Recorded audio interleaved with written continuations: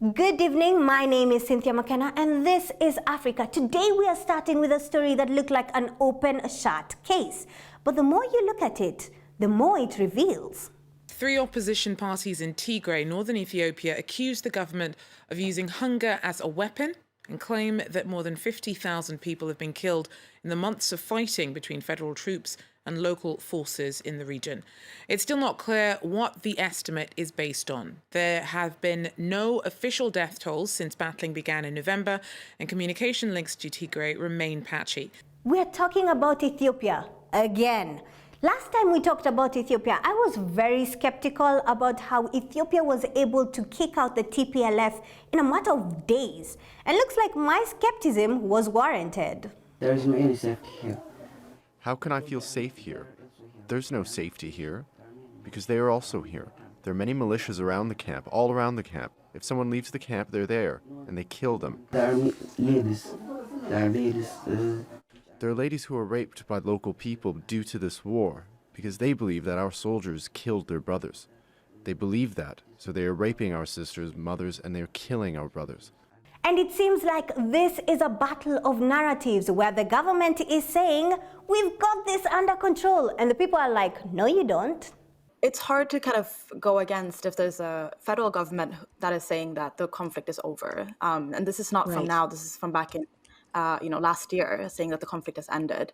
But we are continuing to hear testimonies. The United Nations, of course, has been stating since then that the conflict is continuing, fighting is continuing in parts of the region. Then that becomes a narrative. A federal government's narrative will always be stronger than activist organizations, especially when it's happening within their own borders. So it becomes this war of narratives that makes it harder for journalists, human rights researchers to join in and to bring their perspective when access is so difficult to gain. And when the country is so focused on narratives, you find that they don't care much about the TPLF or the people who are suffering. Yeah, I think, the fact with the question around access is one that people don't really understand, because humanitarian access is something that a state is obliged to do in a conflict. Well, not just a state, but any party of the conflict is obliged by international law to allow humanitarian access if needed. And the Ethiopian federal government's decision not to do so obviously raises questions. And you can speculate around why they've decided not to open up the humanitarian corridor or access to Tigray. Vanessa, can I share something with you? So this here on my laptop is the Ethiopian ambassador to Switzerland, okay? Come here on my laptop so that you can see this. At the same time, the federal government and Tigray interim administration are distributing humanitarian relief services to the needy. Vanessa. Yeah, Vanessa. Someone here is lying, and it sure isn't Vanessa. While we have made some progress with the clearance of supplies, we still have many humanitarian staff who urgently need to be on the ground, and we have yet to receive the clearances for them to move. We call again today for urgent, free, safe and unhindered humanitarian access to reach these people who are in desperate need. That might be difficult because, of these mysterious Eritrean soldiers. Now, the reason why there's no evidence of these Eritrean soldiers anywhere is because the narrative is so closely woven by the Ethiopian government that it is impossible to get evidence that the Eritrean soldiers are there. But the people say they are there and they are not on their side. The Eritrean government has thus far remained mum, and it is unclear exactly who the Eritrean military presence in Ethiopia is accountable to right now, because the commander-in-chief, President Isaias Afwerki, has yet to address the greater international audience and issue his own justification or pretext for why he has decided to intervene on behalf of Abiy. Wait, so this is the work of the president, not the prime minister? I am so confused. It's not only eyewitness accounts that are actually speaking of the Eritrean troops' involvement or existence in Tigray. There has also been an intelligence-like satellite imagery, as Zakar said. But in addition to that, a member of the Abiy Ahmed's regime, has actually admitted on a tape, on a record, that Eritrean troops who are indeed in Tigray committing some of the atrocious crimes that could amount to crimes against humanity and war crimes. So he has been talking about how Eritrean troops are actually in Tigray raping women and looting resources. So although the Abiy Ahmed's regime is formally denying the existence of Eritrean troops, there are facts that could actually support otherwise. And I think this is mainly why Abiy Ahmed is blocking the humanitarian corridor, because if humanitarian corridor is open, then journalists and the world will get to see that Eritrean troops are indeed in Tigray committing some of the atrocious crimes. No. The Prime Minister is involved. And this makes things so much worse for Ethiopia because they're still under disagreement with Sudan, not only because of allying with Eritrea, but also because of land disputes and the Renaissance Dam. And I guess what the foreign aid are trying to say here is, babe, it's almost Valentine's. Let me in. The refugee agency wants the Ethiopian government to give them access to the areas where they're hiding so they can be helped. All the while, in Zimbabwe, Zimbabwean officials have gotten a breakup letter from the UK. The UK is standing up for human rights and the Zimbabwean people. We're using our Zimbabwe sanctions regime to hold to account 4 of the individuals responsible for the most serious human rights violations since President Mnangagwa took power in November 2017. That includes the appalling deaths of the Zimbabweans at the hands of the government security forces following the violent state crackdown on protesters. They were killed for exercising their right to free speech and peaceful protest. And so with these sanctions, we're targeting those in key positions of responsibility. The sanctions will affect senior individuals in the government, not ordinary Zimbabweans. And as a result, 4 senior Zimbabwean security and defence officials will no longer be able to freely enter the UK, channel money through UK banks, or profit from our economy. So for the people in the following list, don't go see the UK principal. We have the Minister of State Security, Owen Chube. We have the Central Intelligence Organization Chief, Isaac Moyo. I see you over there. We also have the Police Commissioner General, Godwin Matanga, the one at the back, And then finally, we have the former commander of the President Guard, Anselm Sanyatwe. Don't go to the principal's office, okay? And South Africa, on the other hand, is loosening up on the COVID-19 regulations. The average rate of new infections has been steadily coming down over the last 3 weeks, indicating that we have now passed the peak of the second wave. The hours of the curfew will now be from 11 p.m. to 4 a.m. Just as 1 million health workers are planning to get vaccinated in the next 2 months. And Tanzania says they have no plans for vaccination.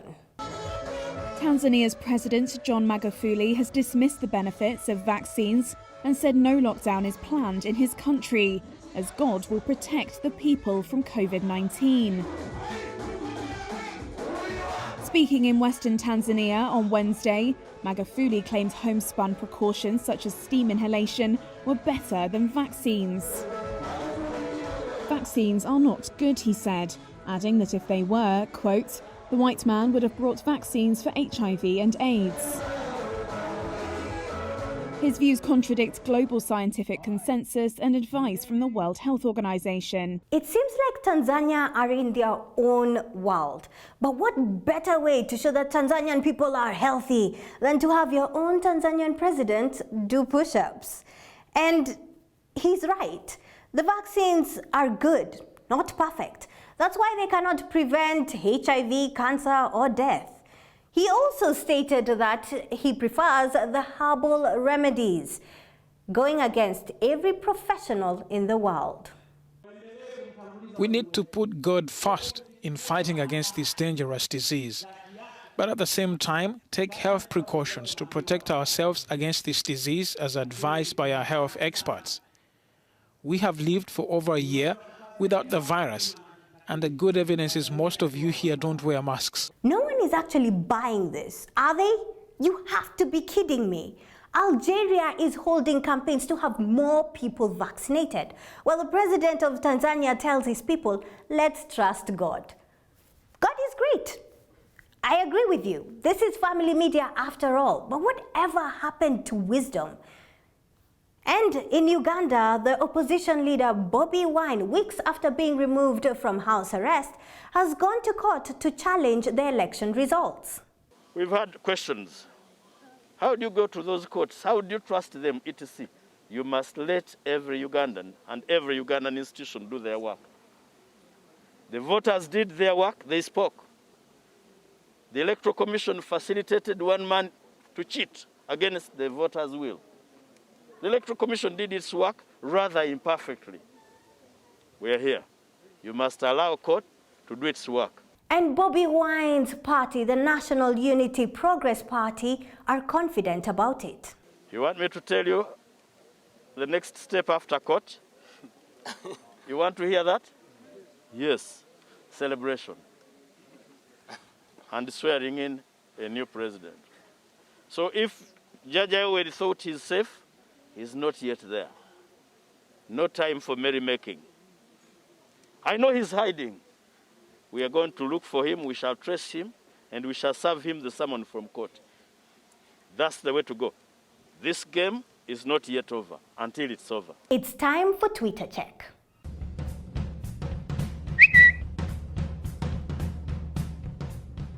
The hashtag I stand with Senator Mwaura was trending as he faced the disciplinary committee in the Jubilee headquarters.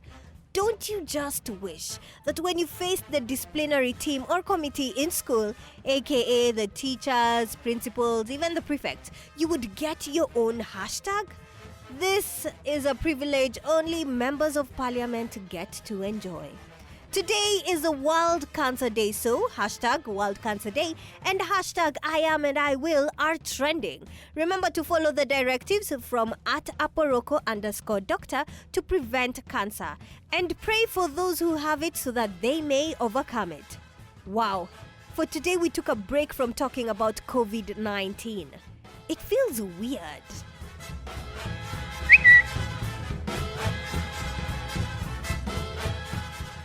Now to Out of Time.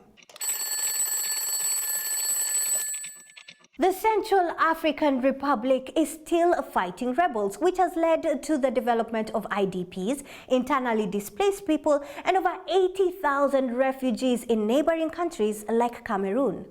But it hasn't been all bad news in Africa. On the 1st of February, Rwanda celebrated their National Heroes Day. That is like Mashujaa Day here in Kenya. And this National Heroes Day has been a little bit different from the former ones because, you know, COVID. That's it from me. My name is Cynthia McKenna. This is Africa. See you next week, same time, same day on This Is the Day. You heard that, world? If you can't afford the vaccine, do some push-ups.